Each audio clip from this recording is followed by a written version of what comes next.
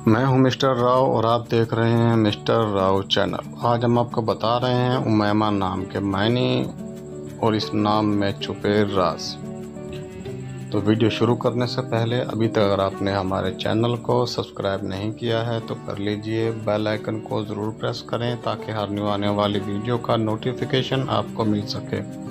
तो शुरू करते हैं। नाम है उमैमा, MUMAIMA, उमैमा।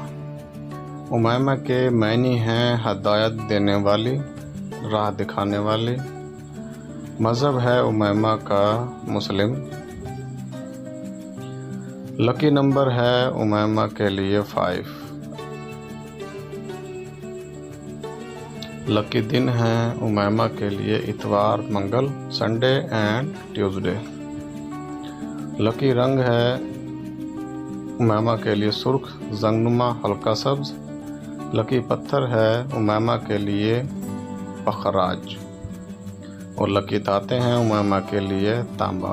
वीडियो पसंद आई तो लाइक ज़रूर कीजिए और अभी तक अगर आपने हमारे चैनल को सब्सक्राइब नहीं किया है तो कर लीजिए। बेल आइकन को ज़रूर प्रेस करें ताकि हर आने वाली वीडियो का नोटिफिकेशन आपको मिल सके। Thanks for watching. Subscribe my channel mister Rao.